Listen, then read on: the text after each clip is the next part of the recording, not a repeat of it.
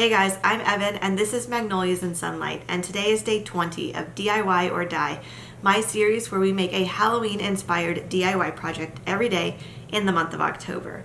And today is a fun day because it's not only day 20, but it's day 1 of a 3-part mini series, I guess, a series within a series. We're taking things that I was inspired by on the Anthropologie and Terrain website when they first launched their Halloween decor. And I've kind of taken some of those ideas, replicated some, turned some on their heads and made them my own, and I wanted to share those with you. So we're going to do 2 projects a day, today, tomorrow, and the next day. So 20, 21, and 22, all Anthropologie Terrain inspired projects.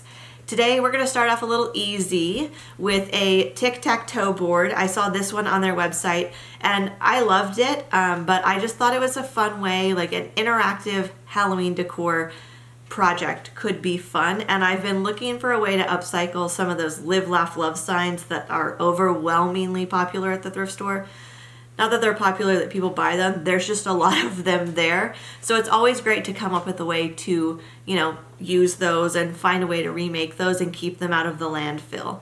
And then my other favorite thing that Anthropologie has been doing for a while now are the taper candle charms. And I have figured out how to make those. So I'm really excited to show you this because once you have like the kit and the setup, the options are kind of limitless. Anything you can buy in a small silicone mold.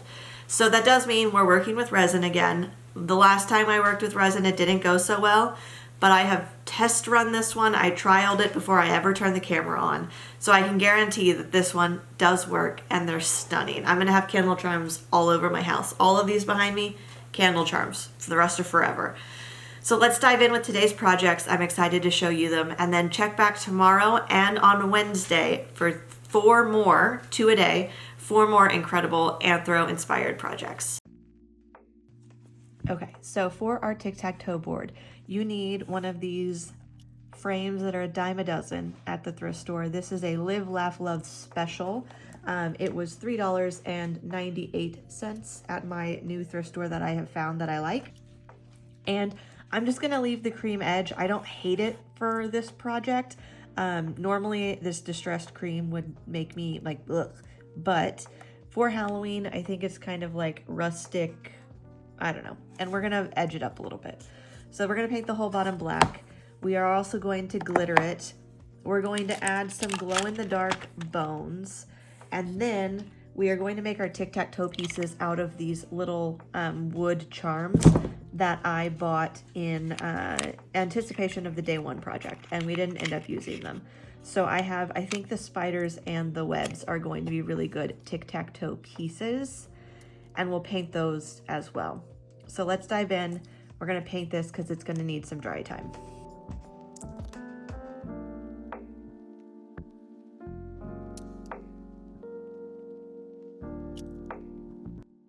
Okay, so I am finishing up painting this, and I kind of want to make a section over here where all the game pieces live, because this over here is enough for my tic-tac-toe board.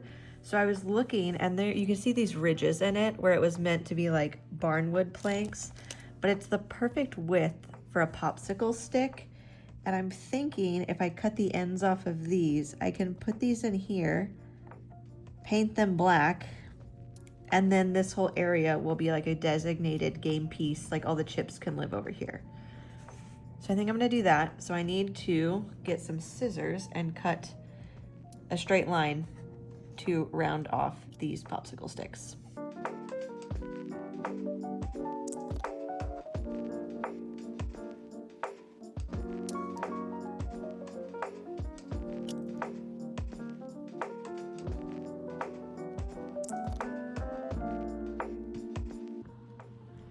Okay, so in certain lights, I've done 3 coats of paint. You can still kind of see the follow your dreams situation, but really only if you tilt it. So I think it's gonna be fine. And then maybe this will help add a little bit more coverage.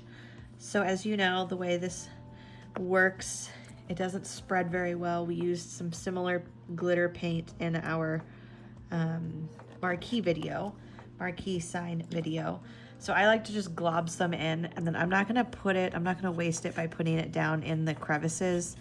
I'm just gonna do a nice paint across the flat surfaces.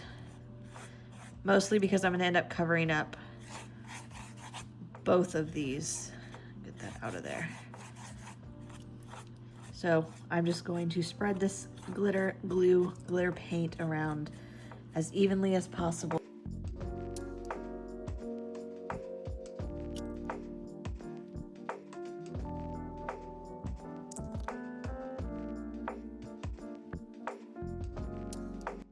Okay, I'm changing course because when you do cover these with chalk paint, the coverage is really good, and I don't really want to go back in and uncover this web. So we're gonna, although these are like round and perfect for little game pieces, I'm gonna set them aside.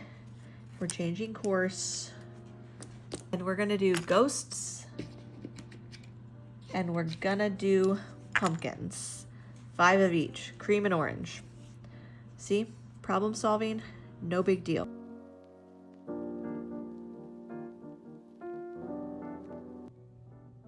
Okay, so this is where we are at. These still need to paint the backs, and I was just kind of playing with the layout yesterday. So we need second coats on all of our pieces and to paint the backs. And then I got my little glow in the dark. This is basically vase filler, and I kind of did a dry fit situation. So I love the verticals, and this is the best way that I could figure out how to do the horizontals, and I actually think it looks cool.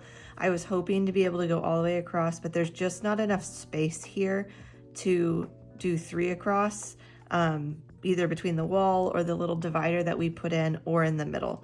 So I figured we could do 2, and like I said, I actually like the way that it looks, and then I think it's fun that it glows in the dark and the background's all sparkly, and then we'll have our game pieces that live over here, and it's just like a really like succinct little piece that everything lives in this box, and I think that's great.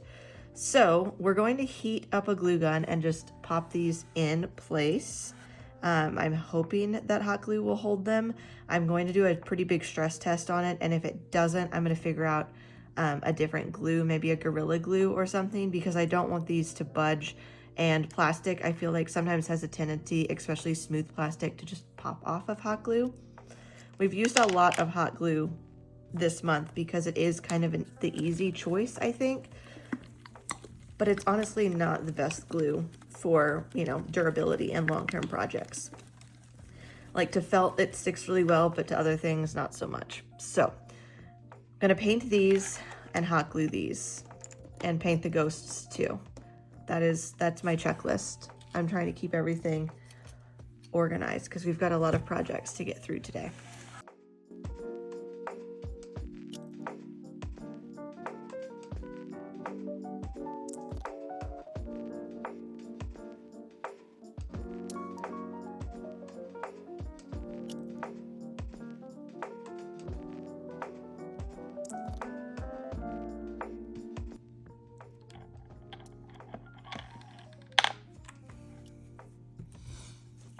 No, not you.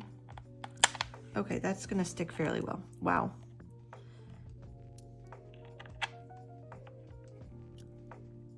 I do want to try and maintain this fairly straight line, so that's why I'm only doing 3 at a time.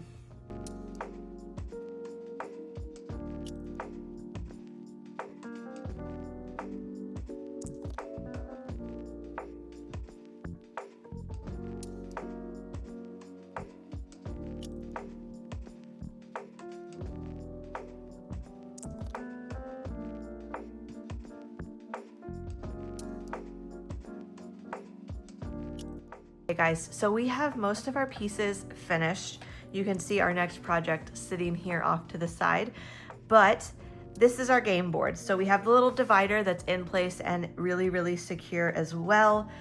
All of these little bones, I was concerned that the glue wouldn't hold, but surprisingly, it's done a really great job. I stress test this. I've been like pushing on them, pulling on them, yanking on them with a decent amount of force, and they're not budging. We've got all of our game pieces painted and ready to go, all 5 of those. And then I went to go do some finishing touches. So I tried to scrape off the price up at the top because I don't want that on the side of our game board. And that ink pen, or like it's actually like the oil marker, glass marker that they used on it, did not want to come off. And so that was a struggle. We finally succeeded. We took off the hanging mechanism as well because I wanted it to sit flat on my table and it was causing it to tilt a little bit. But this is still giving me some pause. So I'm going to take a piece of felt that I cut down to size. I just cut off one strip of it because it was actually the perfect length. So I'm gonna glue this down and give us a nice base of our project. If this moves around on my table now, I don't have to worry about the thrift store stuff. I don't think it would scratch. This is pretty smooth, but just in case, we're gonna have a nice soft surface. And then go a step further, and I have these little wooden square beads that we also used in our day 3 project. These are also from the thrift store. I got a big bag of them, and I thought I could paint them with our vintage white paint. It'll match the edges of the board and our little ghost pieces, and add some feet. And I thought that was just a really fun way to finish this up, make it look more intentional, like it's not a shadow box we turned into a tic-tac-toe board. It's actually a game board. So I think that is going to be the last 2 steps, and then we can get this in place for game night. So I'm just gonna do a good amount of hot glue.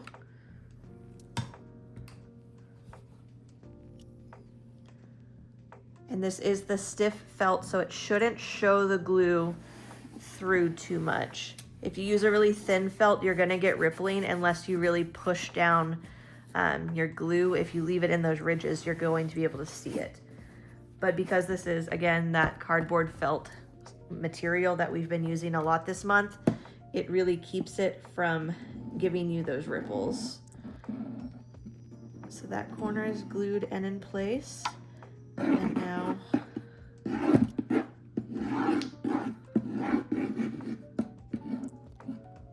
just really want to get the sides down good.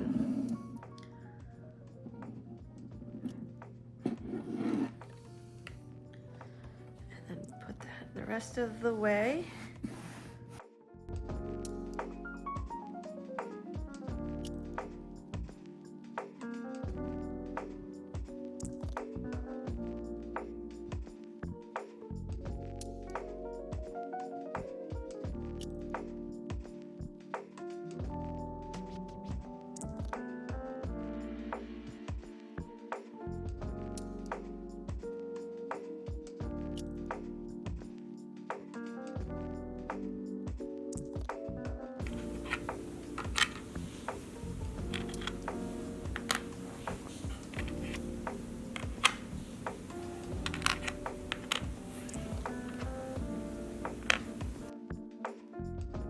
Okay guys, so we're going to make some candle pins today, and our finished product is going to look something like this with a pin in the back that we can then push into our candles.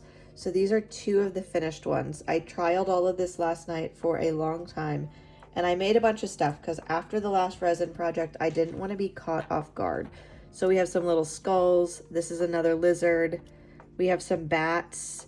And then the one I'm really excited about is this skeleton with all of the like legs and arms. So my thought was we could put this on the front of a taper candle and then do the legs and the arm on the side.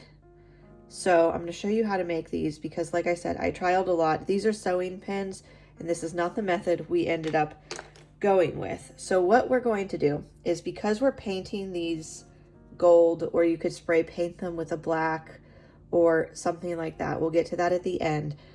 But because we're doing that, you're not going to see the post, which I was trying to hide the post for a long time, and then I realized there's no point.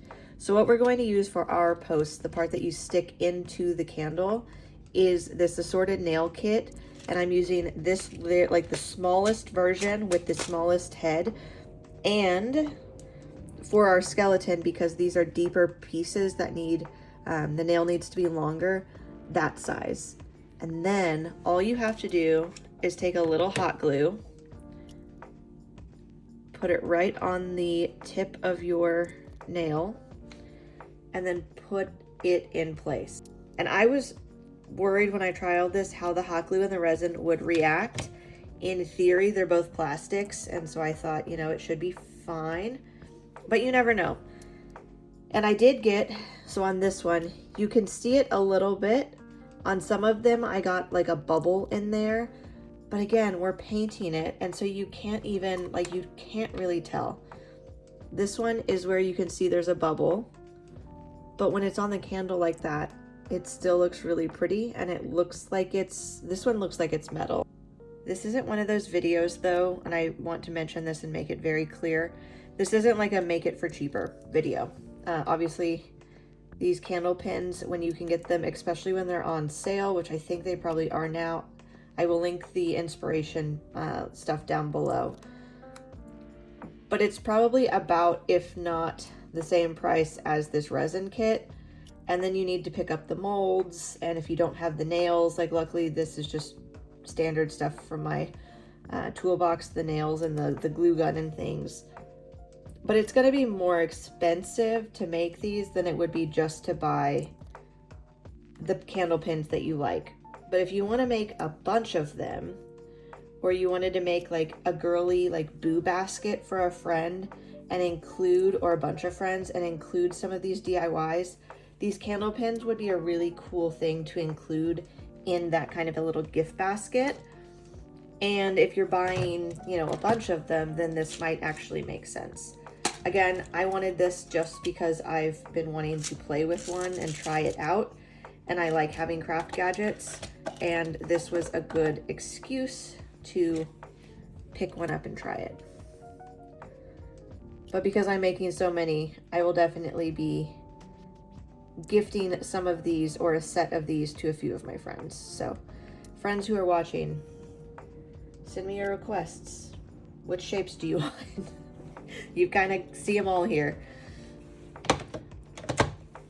Okay, so now that our nails are glued in, we're going to take our UV resin, and I guess we'll save this one for later, and we'll just start with this one. You really want to keep the resin kind of thin, so this one is just a really thin shape in general. We can probably do it in one go.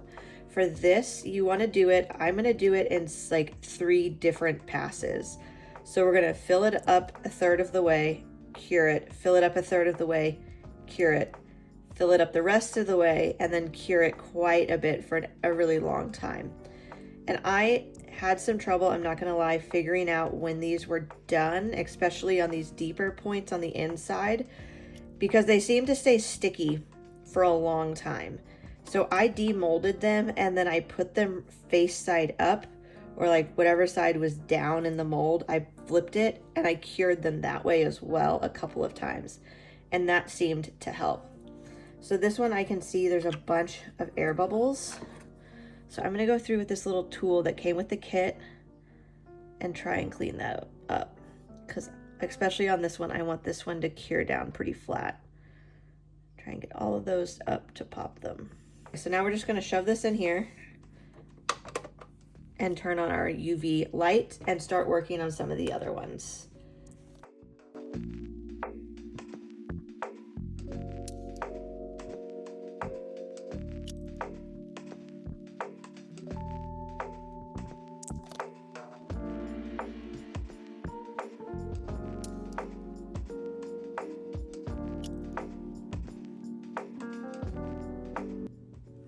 All right, y'all, so this is what we're going for.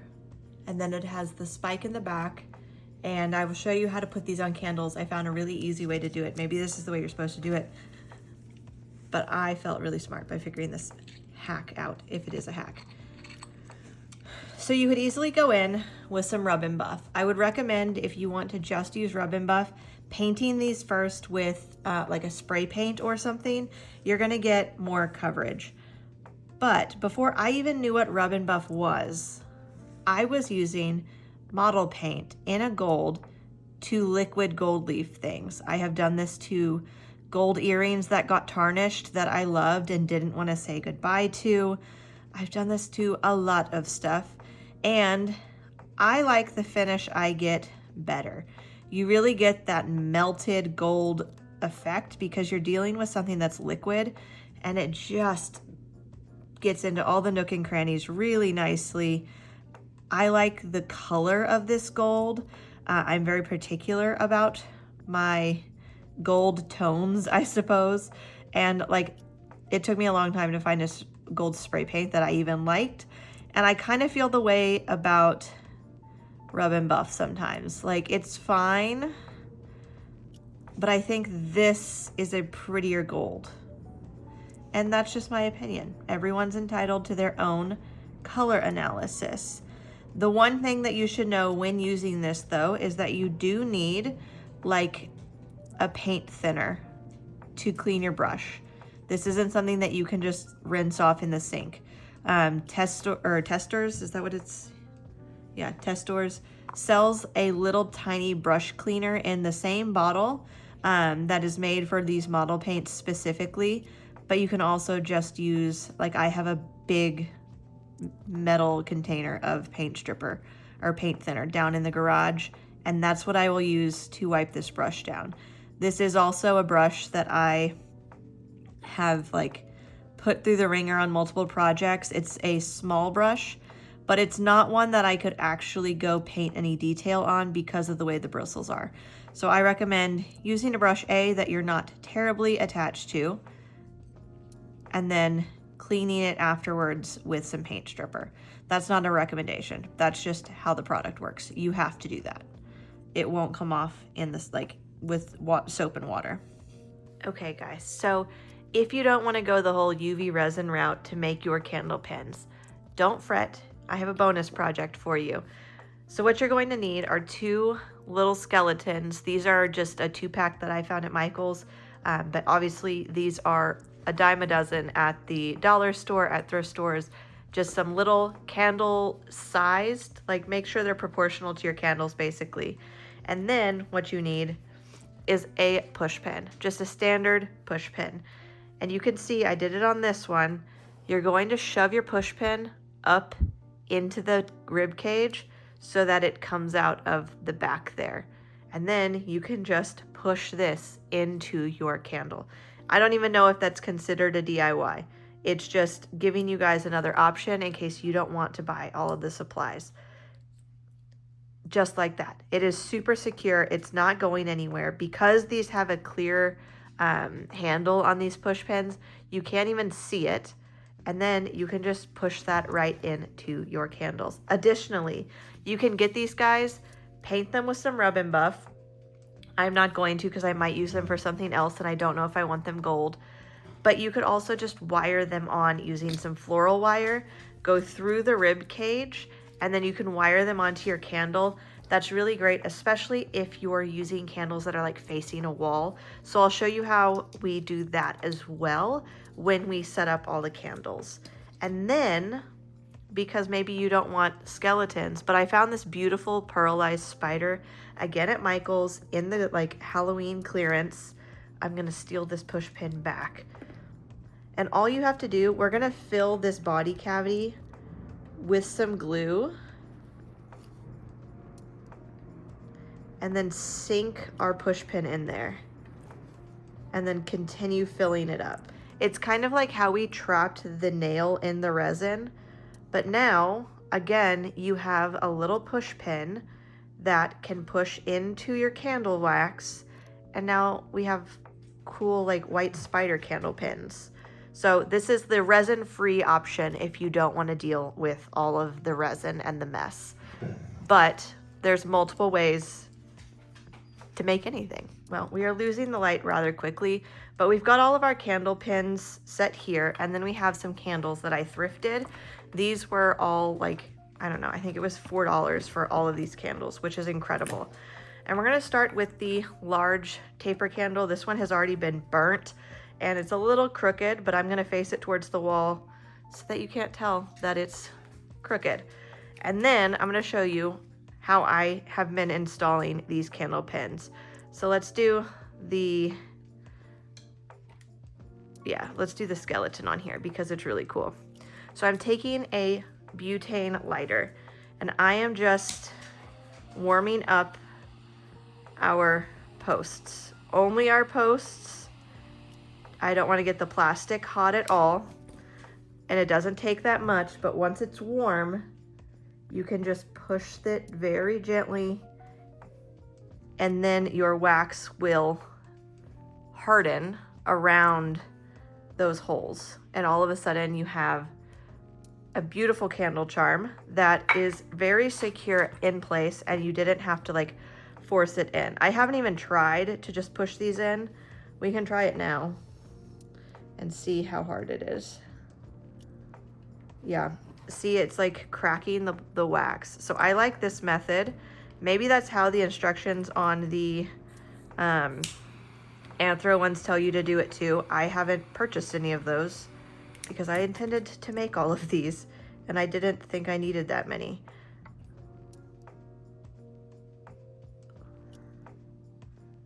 And then let it dry.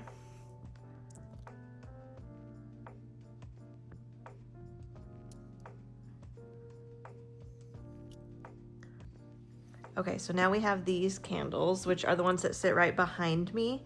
And this is the project that I just showed you where you don't need to make all of this. So I'm gonna show you quickly with a little piece of wire, some wire cutters. We're gonna make a loop and we're gonna go through the inside, which can be a little challenging. It's kind of like threading a needle, but you don't want to see the wire on the front. So that's up under the rib cage.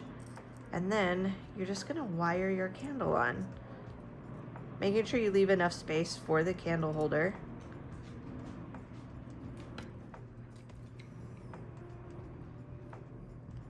And make sure that you're getting a nice, good, tight fit. If you need to use some pliers to make sure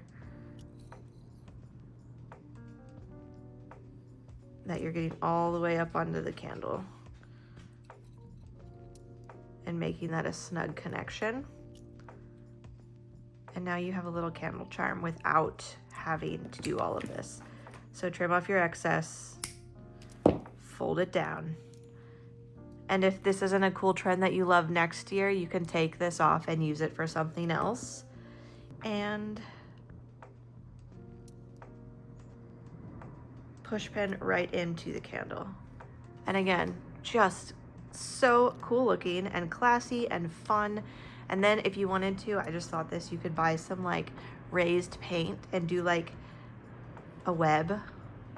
Check my Instagram. Maybe I will do that. Maybe I'll add a little gold web on this candle. But I'm in love with these. These are so fun and so easy to make, and you can do it in so many different ways.